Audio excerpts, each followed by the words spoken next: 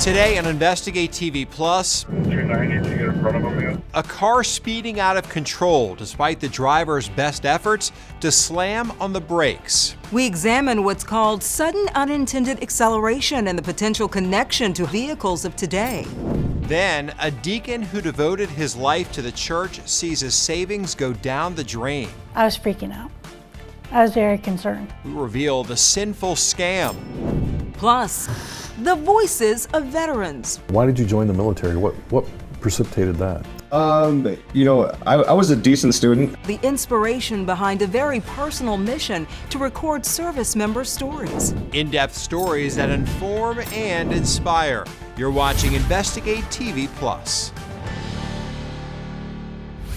A vehicle hurtling down the highway at more than 100 miles an hour, and despite their best efforts, the driver is powerless to stop it. I'm Tisha Powell. And I'm Lee Zurich. It's rare, but it can happen. In 2024, video of this runaway car went viral, seen all over the country thanks to police dash cameras. Officers were on the phone with the driver trying to stop the car before this rural road in Minnesota came to a dead end. E-brake doesn't do anything. It's known as sudden unintended acceleration. Reporter Heather Graff has an in-depth look at what's potentially behind these dangerous incidents. And she speaks to auto safety experts about what you need to know if you're in this situation. But first, a look at the amazing rescue of that runaway car. Imagine if the scariest moment of your life was caught on camera. And you'll get a sense of how Sam Dutcher and his mom feel. That's crazy. Every time they watch this dash cam video. It's really terrifying to remember what it was like. It was a September evening in 2024. An 18-year-old Sam was behind the wheel of the family's Honda Pilot, driving on Clay County Road 26 in Minnesota when he says the vehicle began to rapidly accelerate. My speedometer said 120. When you're taking your foot off the gas pedal, the car is not slowing down. It's not slowing down. The brake wouldn't work. Brake wouldn't work. Putting it in neutral wouldn't work. Neutral would not work. Emergency brake. Emergency brake did not work. Sam called his mother, Catherine, who then called 911. Told me the paramedic's on his way. And when they said that, that's kind of when I started freaking out. Like, my kid's probably going to die. Like, I don't know how they're going to stop him. I was doing about 140, trying to get in front of him. Minnesota State Trooper Zach Groover was one of several responding officers. His dash and body-worn cameras both rolling as Sam's car flew through stop signs, railroad crossings, and intersections with 3 major state highways.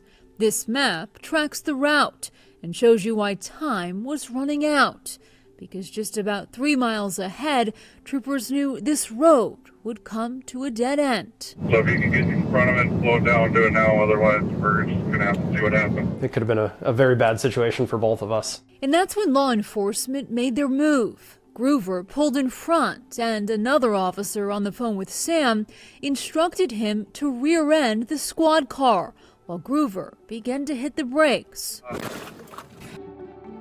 Hold them. It's believed the crash mitigation system on Sam's Honda kicked in at the last minute, which also helped slow him down. And finally, this runaway car was brought to a stop. That hit hard. What was that moment of impact like? Terrifying, because I didn't know what was going to happen. In the end, there were no injuries. And in the weeks that followed, the Dutchers learned there's a name for what happened to Sam. It's called sudden unintended acceleration. It's when someone is not intending to accelerate, the car begins to accelerate very quickly. It could be very, very frightening and very dangerous, and it could be fatal. Jake Fisher is Senior Director of Auto Testing at Consumer Reports and says this issue has been on his radar for years. One high-profile example he points to is when Toyota, back in 2009 and 2010, recalled millions of vehicles in connection to unintended acceleration. The U.S. Department of Transportation's National Highway Traffic Safety Administration eventually traced the Toyota problem to sticking accelerator pedals and floor mats that enabled accelerator pedals to become trapped. They have changed all their vehicles to now the brake pedal would always override the accelerator. And that will absolutely make things better. Yet, no matter the make or model, Fisher says sudden unintended acceleration remains a concern today, whether it's from a mechanical issue or a software glitch in the car's computer, or even a pedal mix-up by the driver. He believes the best defense is to get familiar with your car long before any emergency. Cars are becoming more and more complicated and difficult to understand. If you've never put the car into neutral, learn how to. And things like turning off the car. Just everyone should arm themselves with knowing how to use their cars the best that they really can. As an example, Fisher says pressing the power button once on most modern vehicles won't turn off the car while it's in drive. Check your owner's manual, he adds, but in many cars, holding the power button down for at least 3 seconds should shut down the engine. And Fisher's biggest piece of advice for anyone in a runaway car situation is to avoid pumping the brakes and instead hold steady pressure. Do not pump the brakes, because if you do that, you can lose your power assist. People cannot, without power assist, really bring a modern car down to a stop fighting against the throttle. You got about 4 miles. In Sam's case, it's still not known exactly what went wrong. The car was totaled by their insurance company, who took possession of it, and a spokesperson for Honda confirmed they inspected the vehicle in November of 2024. The automaker sent us a statement that said in part, based on that inspection, Honda identified no vehicle defects that could have contributed to the event, as was described by the driver. Honda designed the vehicle with multiple independent systems that would prevent or mitigate the described scenario, and no evidence of any system malfunction was found. We've also learned NHTSA inspected the vehicle, but as of now, the agency does not plan to take further action. How difficult can it be to pinpoint the cause of sudden unintended acceleration? It's very difficult. It's different in every car. And while this family may never get all the answers they're looking for, it's frustrating. More than anything, they want drivers to be aware of the potential danger. As we sit here today, do you feel like you did everything in your power to try to stop that vehicle? Yes. And they're forever grateful to the officers who intervened to save Sam's life. It was just unreal. Like, I needed people to know what happened. Unrelated to their case, we also spoke to a personal injury attorney who says he gets multiple calls every year from people who say they experience sudden unintended acceleration behind the wheel. Cars are just all electronic. We've got so much electronics in vehicles now that can malfunction that we're not necessarily going to be able to track down and find out. So it's very difficult. We know it happens, though. Sometimes you can find some inconsistencies in the black box readout that will help you point the finger to an electrical malfunction as opposed to operator error. Brian Chase says he has had some success proving these cases in court, but as you heard, it's not always easy. Still, he recommends drivers consider contacting an attorney, and if you suspect your car may have a safety defect that isn't part of a current recall, you should also contact the National Highway Traffic Safety Administration. You can submit a complaint online at NHTSA.gov or call the number on your screen.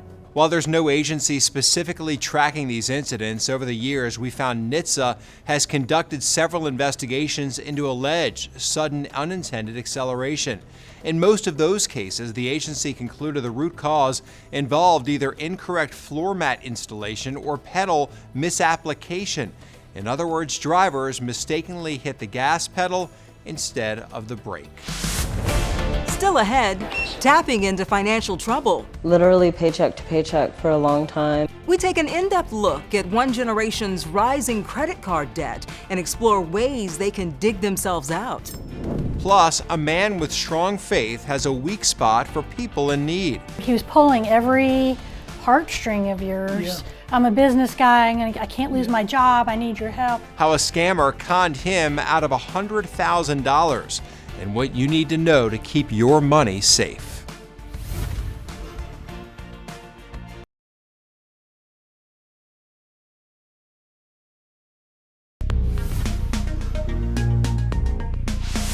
According to FBI data, in 2023, more than 100,000 scam victims over 60 lost nearly $3.5 billion combined, with individual victims typically losing $33,000. A 93-year-old man from Georgia lost his entire life savings to a scam. Reporter Harry Samler breaks down the con and shows you the warning signs. Lord, be good. Loris Sinanian is a deacon at St. Francis of Assisi in Blairsville. At 93, he still leads Mass. Here he is on Christmas Eve. Glory to you, Lord. Loris needs his faith now more than ever. This is my wife. He lost his wife, Peggy, and he lost his life savings to an internet scam. That somehow they got into my computer. And when they got into my computer, they also got into my bank account. Phase 1, the call. In October 2023, Loris received a call from a man who claimed to be an old friend. The caller said he owed $100 and wanted to deposit the money into Loris's bank account. Next, he conned Loris into giving him remote access to his computer, where he made it appear like he accidentally deposited $100,000 instead of $100. Obviously, you believed him. Oh yeah, well, you know, what else am I going to do? Because I see the money's in my account. The scam's endgame is to convince victims to return the overpayment. He was telling you, I'm going to get fired. He was pulling every heartstring of yours. Yeah. I'm a business guy. I can't lose my job. I need your help. Phase 2 convinces victims to go to their bank and make a series of cash withdrawals. Loris, then 92, drove himself to United Community Bank in downtown Blairsville, where he wrote himself a check for $10,000 cash. From there, Loris's daughter says the scammer instructed him to drive to another branch and then a third in Blue Ridge. $30,000 on day one. He wrote himself 10 checks over 10 days, totaling $109,000. Loris says the teller did not question him, not at first. They didn't say anything. 1023, $10,000 cleared on the 23rd. 1023, $10,000 cleared on the 23rd. This is kind of like, oh my. 1023, $10,000. On day 10, bank records show a United Community teller got suspicious when Loris made another $30,000 withdrawal. So she made him sign a release and made a note about his explanation. Home improved and daughter has cancer, helping her. Loris's daughter says the scammer coached her dad to lie. I was freaking out. I was very concerned. Phase 3, here's where it gets really crazy, because by the time the family got suspicious, the scammer convinced Loris to stuff $109,000 cash into boxes of books. He used FedEx and UPS to overnight the shipments to a New York City address. He paid $300 to $400 a shipment, but it's not all gone. The family got police in New York City to intercept the final shipment at FedEx. They recovered $37,000 cash, but the rest, $72,000, is gone. Reading from the Holy Gospel. At 93, Loris has faith and a 2-word sermon for anyone who receives an anonymous call from an old friend. Hang up. I was believing what was going on. I'm a trusting individual. And I saw that money was in my account and that I was repaying it. So I saw all of this, so, you know, I continued to trust them. Sad, but so. While banks are required by federal law to report cases of financial exploitation, there's no federal law authorizing banks to intervene when they identify a scam in progress. That has some states stepping in. According to cybersecurity company BioCatch, at least 8 states have enacted laws allowing financial institutions to flag, delay, or even stop transactions if they suspect a scam. Still ahead, service through storytelling. You can read about it in a history book, but when you hear it in the words and the voices of the people that lived it, That's powerful. We introduce you to the veteran recording tales of valor. Plus, one group of Americans has more credit card debt than their parents and grandparents. We examine how millennials are reaching out for financial help and how you can too.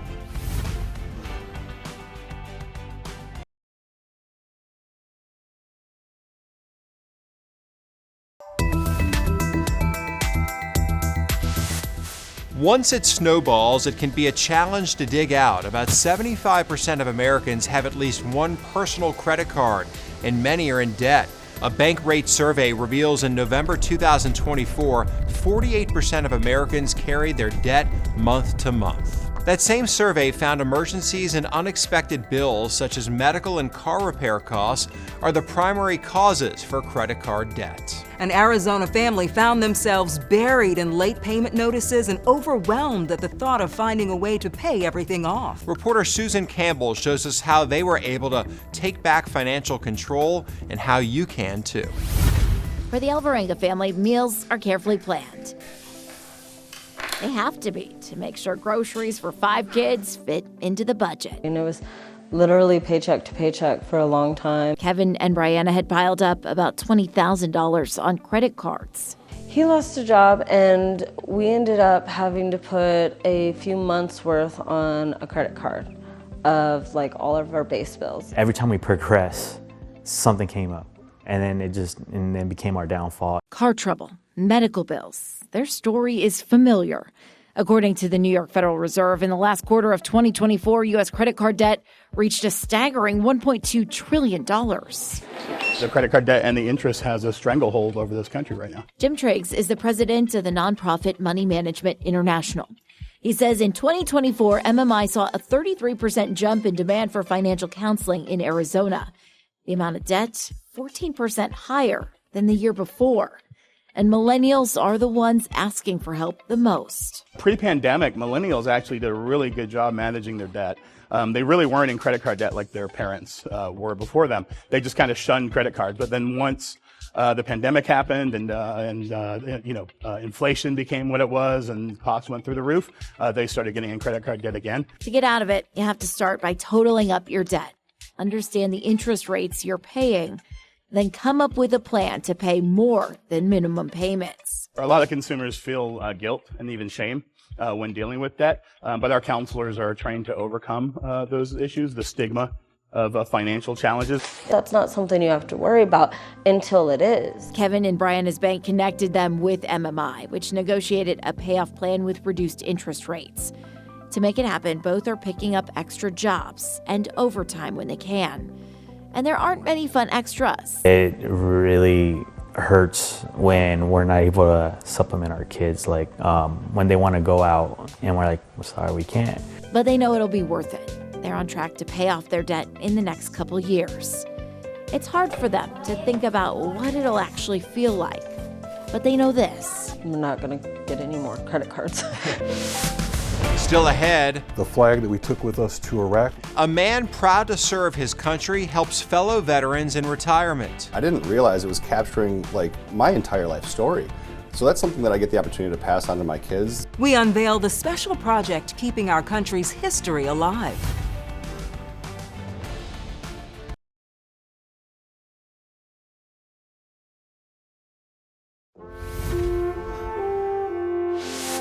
As time slips away, so do the memories of our veterans who witnessed history when they served our country. According to the Department of Veterans Affairs, those who fought in World War II are now in their 90s or older. The VA estimates in 2024, fewer than 1% of the 16.4 million men and women who served in World War II were still alive. Preserving the experiences of all service members is a mission one veteran took on after 2 decades in the military. Reporter David Andrews shows us how he's making sure future generations hear their stories of service. This is your downstairs level? Yeah, this is our lower level. At his home in East Lansing, Bill Krieger has a wall dedicated to his military service. Well, I like to call this my I Love Me wall. Artifacts from his 10 years of service in the U.S. Navy. Actually, the The flag that we took with us to Iraq. And his 11 years in the Michigan Army National Guard, which included a 1-year deployment in Iraq. A much thinner, younger version of me. Right around the corner from his so-called Love Me wall. This is our at-home recording studio. This is where Bill invites other veterans to talk about their service. And then we sit down and have a conversation veteran to veteran and record their histories. He calls it Veterans Archives, a way to ensure the stories of U.S. military members live on. Many times we will talk to veterans and get stories that they haven't shared with anyone. Bill says the interview sessions aren't just about telling war stories, it's about telling a veteran's whole story. Well, we capture the whole veteran. We start talking about when and where were you born? You had a great childhood, you're grown up, you got your family. Why did you join the military? What precipitated that? I was a decent student. That's Brandon Mickus from Brighton. That was my job while I was deployed. I was a gunner. Retired from the Michigan Army National Guard, he served with Bill Krieger in Iraq. So tell me about being a gunner in Mosul, Iraq when we were there. One thing about this experience was that I didn't realize it was capturing my entire life story.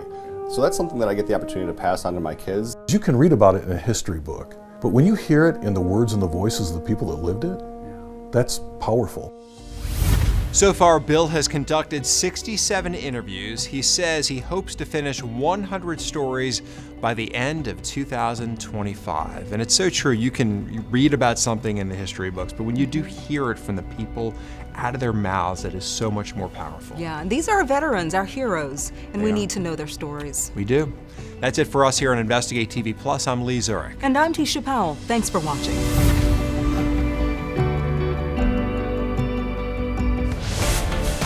On the next Investigate TV Plus, housing demand is through the roof and supply is in the basement. Literally have 113 and counting people, and it keeps ringing. We take an in-depth look at the affordable housing shortage and hear from those working on alternative solutions.